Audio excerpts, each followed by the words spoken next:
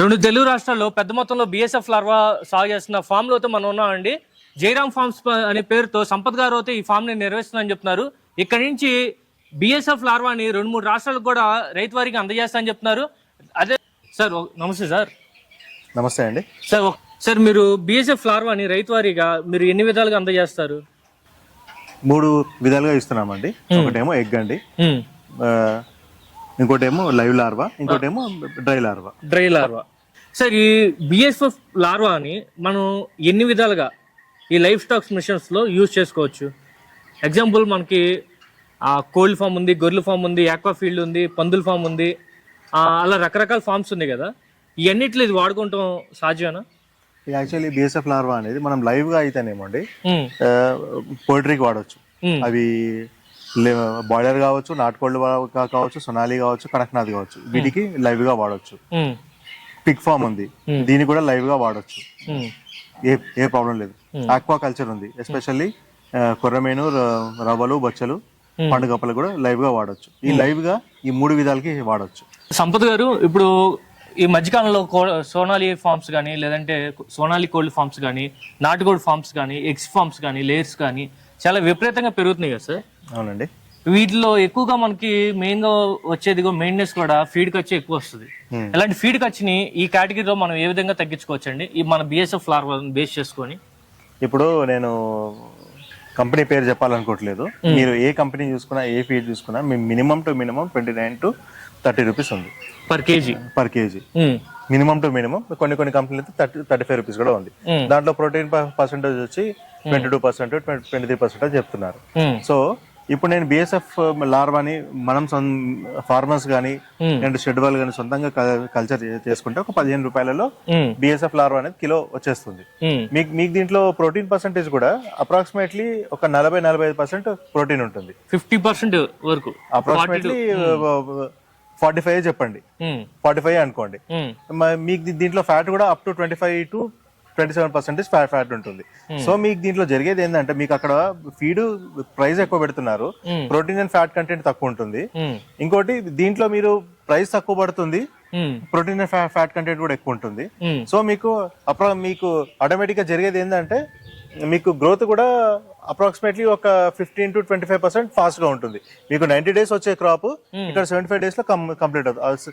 75 to 80 days, 85 days వరకు వచ్చేస్తుంది crop. అంటే 10 నుంచి 15 రోజుల మధ్యలో బిఫోర్ గా వస్తుంది. అంటే మీరు ఇక్కడ 10-15 రోజుల ముందు మీరు క్రాప్ తీసుకోవడం వల్ల మీకు రెంట్లు, లేబర్ చార్జెస్ ఏవైతే ఉన్నాయి అవి సేవ్ అవుతుంది. ఒక 15 రోజుల్లో మీరు పెట్టే ఫీడ్ కాస్ట్ కూడా సేవ్ అవుతుంది.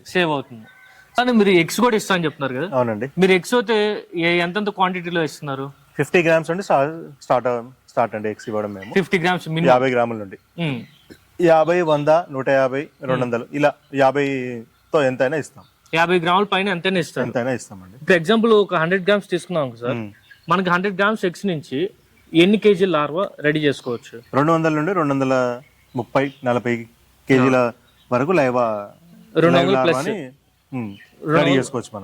కేజీల ప్లస్ వరకు మనం రెడీ చేసుకోవచ్చు. సో ఇప్పుడు 200 కేజీల ప్లస్ లార్వా రెడీ చేసుకుంటాం 100 grams ఎగ్స్ తో. మనకి ఈ మధ్యలో ఎన్ని రోజులు పట్టింది సార్ మనకి హార్వెస్ట్ చేయడానికి? 13 నుండి 17 రోజులు పడుతుందండి. 13 నుంచి 17 రోజులు. మనకి దీని నుంచి వేస్టేజ్ కానీ, కంపోస్ట్ కానీ ఇది ఎంత వరకు కావచ్చు? మీకు 100 కిలోల ఎగ్ తీసుకుంటే మీకు అప్రాక్సిమేట్లీ ఒక 300 కిలోల కంపోస్ట్ వస్తుంది, 220 కిలోల లార్వా వస్తుంది. అంటే మనకి ఇక్కడ ఇన్వెస్ట్మెంట్ కూడా కంపోస్ట్ రూపంలో వెనక బ్యాక్ వస్తుంది ఖచ్చితంగా. అంతే సార్? అంతే అండి. సో ఇప్పుడు ఎగ్జాంపుల్ మీరు ఈ వీడియో చూస్తున్న వాళ్ళు కానీ, లేదంటే ఎవరైనా ఈ మధ్యకాలంలో బిఎస్ఎఫ్ లార్వా బాగా ట్రెండింగ్ అవుతుంది, వాళ్ళు ఎగ్స్ కావాలన్నా సరే, లైవ్ కావాలన్నా, డ్రై కావాలన్నా సరే, వాళ్ళకి హోల్సేల్ పరంగా కూడా మీరు ఇచ్చే, అంటే మీ దగ్గర తీసుకెళ్ళి వాళ్ళు రీటైల్గా అమ్ముకోవాలనుకున్నా సరే మీ సైడ్ నుంచి మీరేం సపోర్ట్ చేస్తారా? ఖచ్చితంగా అండి. దీనిపైన బిఎస్ఎఫ్ పైన ఎవరైతే బిజినెస్ చేయాలనుకుంటున్నారో యువకులు, రైతులు చాలా మందికి సపోర్ట్ చేస్తాము. ఎగ్స్ అయితే పెద్ద కష్టమేం కాదు, ఎవరైనా చేయొచ్చు. కానీ లైవ్ కావాలంటే మాత్రం సర్టన్ క్వాంటిటీ ఉంటది. 1 టన్ను 2 టన్నులు మాత్రం అయితేనే పంపించగలుగుతాం. లైవ్ అయితే అది కూడా ఒక ప్రాపర్ అగ్రిమెంట్ తోనే. దేనికంటే అది లైవ్ ట్రాన్స్పోర్టేషన్ చాలా ఇబ్బంది. లైవ్ అయితే చాలా ప్రాబ్లం. చాలా ప్రాబ్లం అవుతుంది ట్రాన్స్పోర్టేషన్ లో. ఇప్పుడు పూర్తి స్థాయిలో మన బిఎస్ఎఫ్ లార్వాతో కోల్డ్ ఫామ్ చేయొచ్చా? ఇప్పుడు మనకి కోళ్ళు 2 రకాలుగా ఉంటాయి. ఒకటి లేయర్, ఒకటి కటింగ్ పర్పస్. Cutting purpose. దీంట్లో కూడా నాటుకోళ్ళ కూడా లేయర్ కోసం వాడేటివి ఉంటాయి, కటింగ్ కోసం వాడేవి ఉంటాయి. కటింగ్ కోసం వాడే దాంట్లో అప్ టు 80% వాడవచ్చు అని రికమెండ్ చేస్తాం మేము. 80%, అప్ టు 80%. మీరు లేయింగ్ కోసం అంటే గుడ్లు పెట్టే కోళ్ళకి మాత్రం అప్ టు 25 to 30% వరకు వాడవచ్చు అని రికమెండ్ చేస్తాం. ఇది ఈ ఫార్మ్ లో ఓన్లీ కోల్డ్ ఫామ్. ఇప్పుడు మరి కార్మెన్ ఫామ్ కానీ లేదా పందుల ఫామ్ అయితే, పందుల ఫామ్ కి అయితే యాక్చువల్లీ మీరు ఫీడ్ ఏదైతే ఇస్తున్నారో దాంట్లో సగం ఫీడ్ బిఎస్ఎఫ్ లార్వా ఇచ్చుకోవచ్చు. మీరు పోర్క్ ఇండస్ట్రీలో మీకు 50% మీరు లైవే ఇచ్చుకోవచ్చు. దాంట్లో మీకు మళ్ళీ డ్రై ఇవ్వాలి, దాన్ని పౌడర్ వేసి ఇవ్వాలి ఇచ్చిన అవసరం ఏదీ లేదు.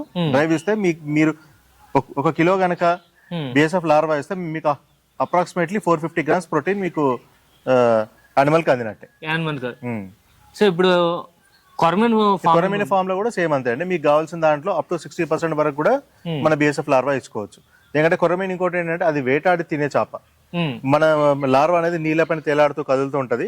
అది ఇంకా ఇష్టపడి దాన్ని వేటాడి తింటది. దాన్ని అంటే బిఎస్ఎఫ్ లైన్ అయితే ఇంకా ఇష్టపడి తింటది లార్వాని.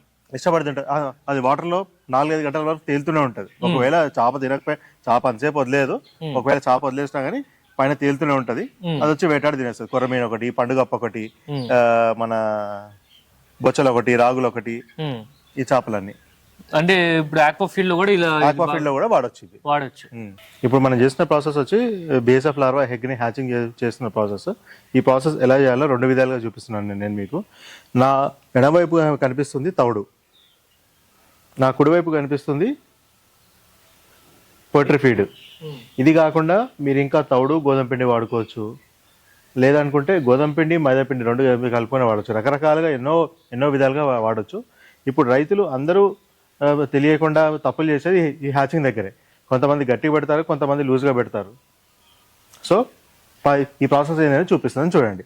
తౌడులో కొన్ని వాటర్ పోసుకోవాలి. కొంచెం చపాతీ పిండి కానీ కొంచెం లూజ్గా ఉండాలి అండి. మనం పరోటా పిండి ఉంటుంది కదా, పల్చగా ఉంటుంది, ఆ మాదిరిగా ఉండాలి. కొన్ని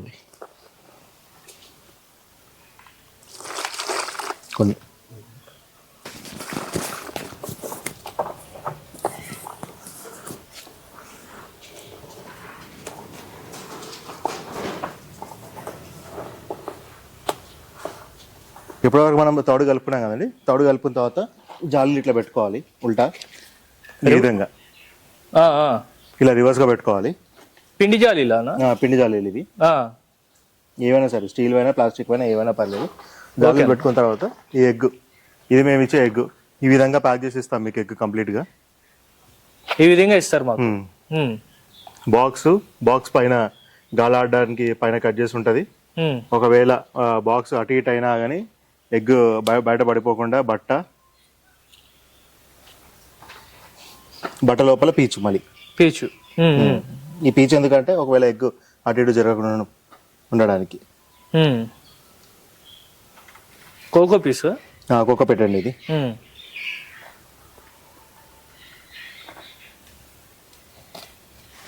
ఈ విధంగా ఎగ్ ఉంటుంది. ఈ విధంగా ఉంటుంది అని. ఇప్పుడు ఆ 2 జాలీల మీద మనకి ఎంత క్వాంటిటీ పడుతుంది అన్న ఎగ్? ఇది 30 grams ఎగ్. ఇది 30 grams ఎగ్. ఒక్కో దానిపైన 15 grams వేస్తున్నాను అప్రాక్సిమేట్ గా, సుమారు. ఎందుకంటే ఇప్పుడు మాకైతే ఎక్స్పీరియన్స్ కాబట్టి ఇక మేము వేస్తున్నాము. వేసిన తర్వాత బటన్ కూడా దీంట్లోనే పెట్టండి. కొబ్బరి పీస్ కూడా దీనిపైన పెట్టండి. ఇదే విధంగా చేస్తూ పోండి. అంటే ఆ బాక్స్ కూడా దాంట్లో పెట్టేది. ఆ బాక్స్ లో కూడా మీకు ఇంకా లార్వా ఉంటది. ఆ బాక్స్ ని దానిపైన వదిలేస్తే మెల్లిగా లార్వా తినుకుంటూ లోపలికి వెళ్ళిపోతుంది. ఓకే. అంటే ఇట్లా మనం హ్యాచింగ్ చేసేటప్పుడు ఎలాంటి పిండిలని వాడుకోవచ్చా? ఎలాంటి పిండి అయినా వాడవచ్చు. కొంచెం ప్రోటీన్ ఉన్న పిండి అయితే మంచిది, ఇంకా బెస్ట్. ఒకసారి అది చేసిన తర్వాత ఇలా కొంచెం మెరుపుకోవాలి, లెవెల్ చేసుకోవాలి. ఒక దగ్గర కుప్ప ఏమైతుందంటే ఆ లార్వా పైనుండి కిందికి రావడానికి చాలా టైం తీసుకుంటుంది దిగడానికి. మనం ఒకసారి నెరిపామనుకోండి తొందరగా వెళ్ళిపోతుంది కిందికి, అంతే. జాలి నిండా లెవెల్ చేసుకోవాలి. ఇప్పుడు ఇలా హ్యాచింగ్ చేసేటప్పుడు కింద బెడ్ వేసారు కదా, ఆ బెడ్ కూడా మనకి క్వాంటిటీ ఆఫ్ ఫీడ్ అని ఉంటుందా? ఇన్ని కేజీలు వేయాలి, అన్ని కేజీలు 30 గ్రాములు వేస్తే ఒక 4 నుండి 5 కిలోలు వేసుకోవాలి. Okay okay. కొంచెం తక్కువ ఉన్నా పర్లేదు, కాకపోతే మేము డైలీ అబ్జర్వేషన్ ఉంటుంది కాబట్టి మేము తక్కువ వేస్తాం మేము. ఇది ఫైనల్ గా రెడీగా ఉందండి. ఇది ఇక్కడ లార్వా మొత్తము ఇది ఫీడింగ్ అయిపోయింది, హార్వెస్ట్ కి రెడీగా ఉంది ఇది. ఇక దీన్ని ఒకసారి జల్లెడ పట్టుకొని దీన్ని తీసి యానిమల్స్ కి వేయడమే. ఫీడింగ్ ఇచ్చేసుకోండి. ఇది ఫీడింగ్ ఇవ్వడానికి రెడీగా ఉంది. ఇది మీకు ఫీడింగ్ వీడియో కూడా పెడతాను చూడండి. ఫీడింగ్ కూడా చేద్దాం మనం. ఫీడింగ్ కూడా ఇది కంప్లీట్ గా రెడీగా ఉందండి. అంటే మొత్తం 30 గ్రామ్స్ ఎగ్ అండి. ఈ 30 గ్రామ్స్ ఎగ్ అంటూ ఏమీ లేదు, దీంట్లో ఆల్రెడీ హార్వెస్ట్ చేసాము. ఇది లాస్ట్ కి మిగిలింది. ఈ యూనిట్ లో లాస్ట్ మిగిలింది. ఇది మిగిలింది. ఈ పక్క బిడ్ చూస్తే ఇది ఫీడింగ్ లో ఉంది. అది ఫీడింగ్ లో ఉంది పక్క బిడ్. అలా అది ఇంకా లార్వా డిప్లాయిడ్ కాలేదు ఇంకా. Okay sir. ఇంకో 2-3 డేస్ అయితే మీకు దాంట్లో కూడా లార్వా కనిపిస్తుంది. దాంట్లో లార్వా ఉంది, కాకపోతే చాలా చిన్నగా ఉంది. సార్ ఇది ఇప్పుడు హార్వెస్ట్ చేస్తున్నారు కదా, ఇది హార్వెస్ట్ స్టేజ్ వచ్చింది కదా? అవునండి. హ్యాచింగ్ చేసాక ఎన్ని రోజులు పట్టింది సార్ ఇది స్టేజ్? మాకు కంప్లీట్ గా 13 డేస్ పట్టింది. ఇది కంప్లీట్ గా 13 డేస్ పట్టింది మాకు. ఇది కంప్లీట్ గా 13 డేస్ పట్టింది ఇది మాకు. మీరు ఫీడ్ అయితే ఏమేమి వేస్తారండి వీటికి? ఫీడింగ్ మేము మా దగ్గర ఫ్రూట్ ఇండస్ట్రీ ఉంది, ఫుడ్ పల్ప్ కంపేడ్ వేసామండి ఇక్కడ మేము. ఓకే, ఫుడ్ పల్ప్ అండ్ పేడ 2 కలిపాము మేము. ఇలా ఫీడ్ ఏదైనా వేసుకోవచ్చు, ఏ రకాలైనా వేసుకోవచ్చు, ఏ రకమైన ఫీడ్ అయినా వేసుకోవచ్చు. మీకు ఊర్లో దొరికే ఫుడ్ వేస్ట్ కానీ ఏదైనా వేయచ్చు, ఏదైనా వేసుకోవచ్చు. ఆఖరికి ఏది లేకపోతే కొంచెం పేడ వేసేయండి. పేడ వేసేయచ్చు.